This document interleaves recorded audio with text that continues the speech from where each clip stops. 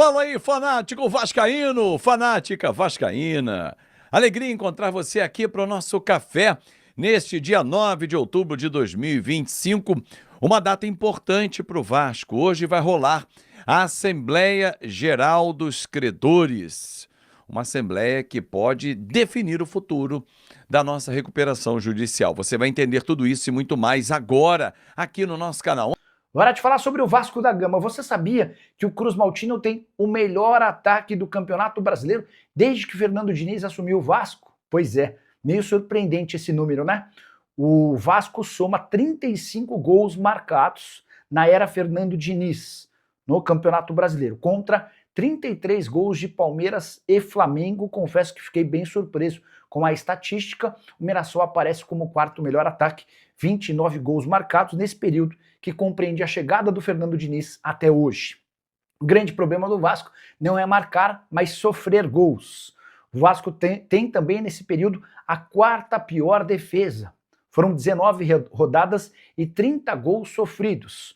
Só o Fortaleza com 36 gols, o Red Bull Bragantino com 32 e o Vitória com 31 sofreram mais gols do que o Vasco de Fernando Diniz. Só para completar sobre o Cruz Maltino, registrar que com a convocação do Paulo Henrique para a seleção brasileira, o Vasco chega a 12 jogadores chamados para a seleção no século XXI.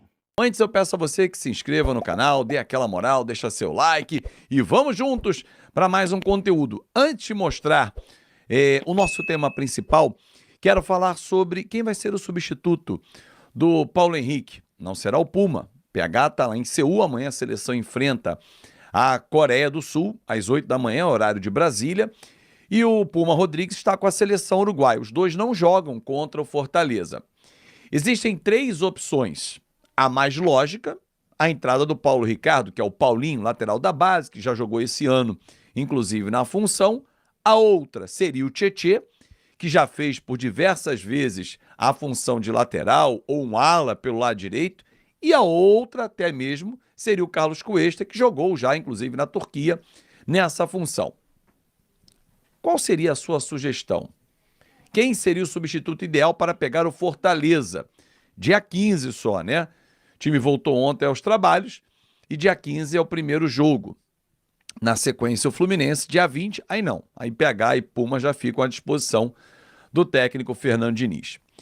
Bom, então vamos direto ao tema.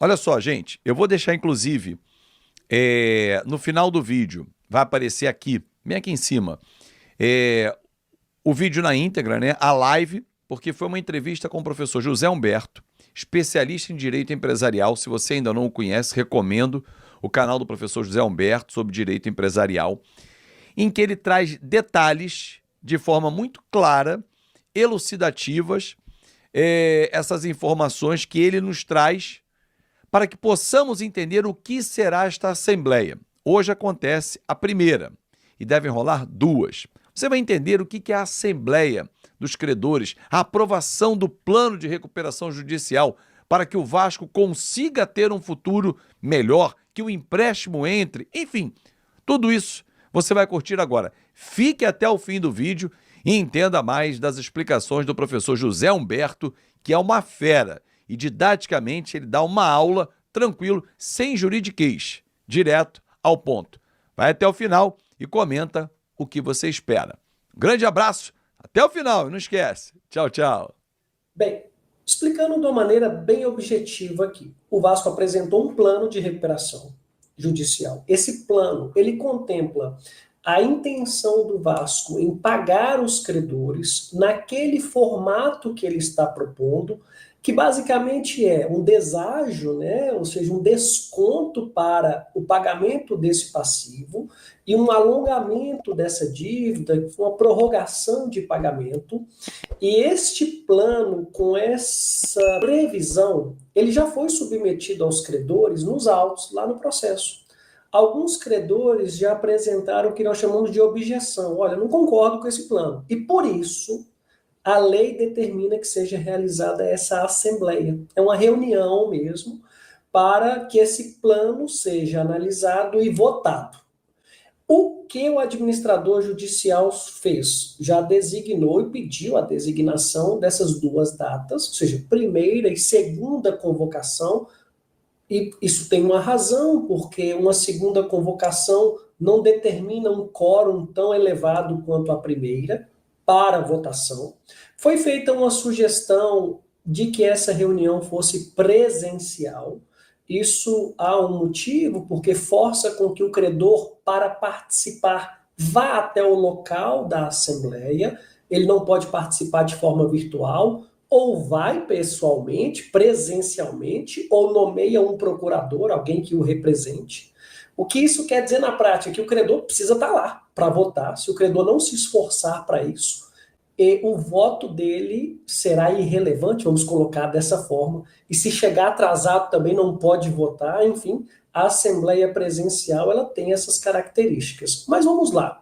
Uma vez acontecendo essa assembleia, a primeira, e provavelmente teremos uma segunda também, ok, Fábio? Isso é bem possível, geralmente é o que acontece.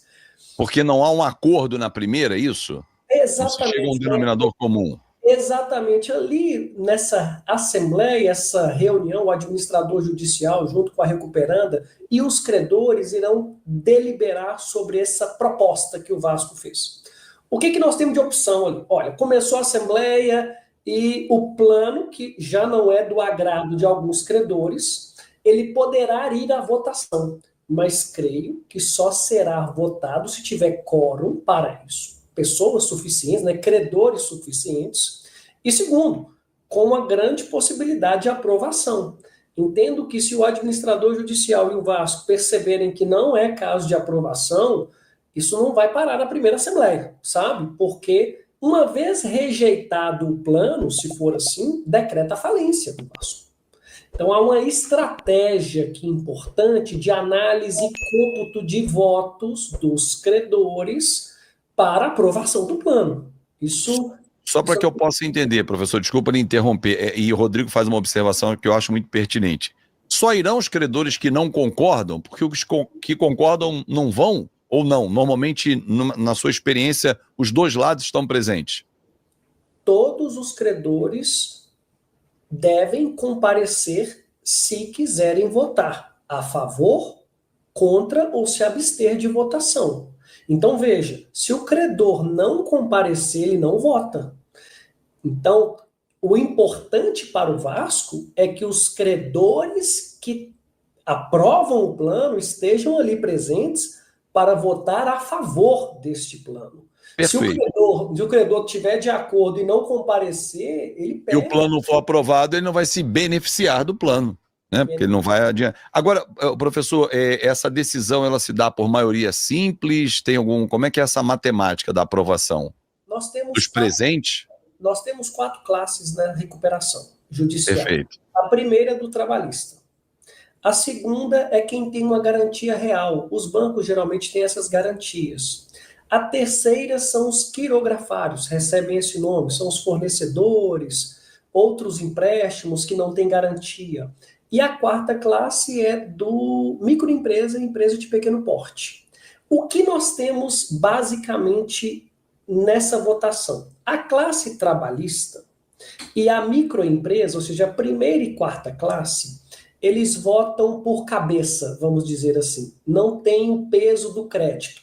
Então, se na trabalhista nós temos 10 credores, um é credor de 10 milhões e o resto de 100 mil reais, isso é irrelevante. O que é relevante é a cabeça, é voto por cabeça. É voto por cabeça. Na não o valor do crédito. E provavelmente o Vasco vai ter isso, passou por uma mediação. Já na classe garantia real e quirografário, é pela maioria dos créditos. Então, crédito tem muito peso. Quem tem mais crédito tem mais peso na votação. E é preciso atingir a maioria de todas as classes, de todas elas, seja por cabeça, seja por crédito. Existe ainda, Fábio, uma possibilidade que acontece em algumas recuperações de que essa classe que tem a garantia real, que são os bancos, essencialmente, mesmo votando contra o plano, existe um mecanismo na recuperação judicial que chama-se crawdown, que é, mesmo com a rejeição de uma classe que levaria à falência, o juízo pode aplicar o crawdown e aprovar, forçar a aprovação do plano, porque uma das classes, que foi essa, não a aprovou, sem uma justificativa relevante. Então, respondendo à sua pergunta, a maioria dos credores, eles têm que votar ali, se atingir a maioria nas classes, né, nós já temos essa aprovação do plano.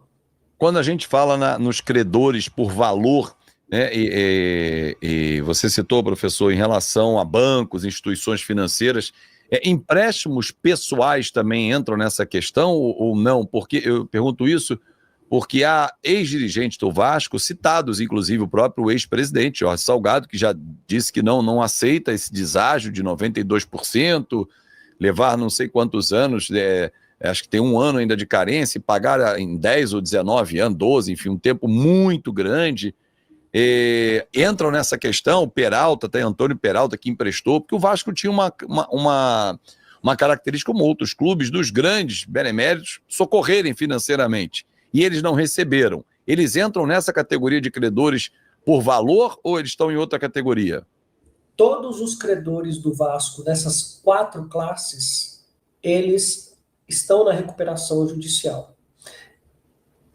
Eles só estarão na classe 2, que é de garantia real, se houver uma garantia nesse empréstimo, como algum bem, como um aval, uma fiança. Não havendo essa garantia, ele cai para a classe dos quirografários, que é a terceira classe, que vai pelo valor. E aí é importante, Fábio, entender o seguinte: não é a vontade de um credor ou outro que prevalecerá. O que prevalece é a maioria. E lembra que nós falamos no início aqui de participar ou não da Assembleia, porque Sim. Quem participar na segunda é pelos presentes. Então, quem for representará a maioria numa segunda Assembleia. E uma vez aprovado, aquele crédito anterior será alterado pelo novo crédito. Então, exemplo lá, tem um deságio de 90%. Essa Sim. discussão do trabalhista. Se for aprovado, quem tinha crédito anterior será substituído por esse novo crédito com o deságio, se for aprovado. Ou tá? seja, foi aprovado o deságio de 90%, eu tinha que receber 1 milhão, na verdade eu vou receber só 100 mil.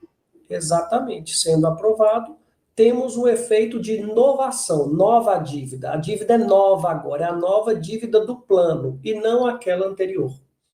E aí pessoal, beleza? Não se esqueçam de se inscrever no canal, deixar o seu like e ativar o sininho das notificações.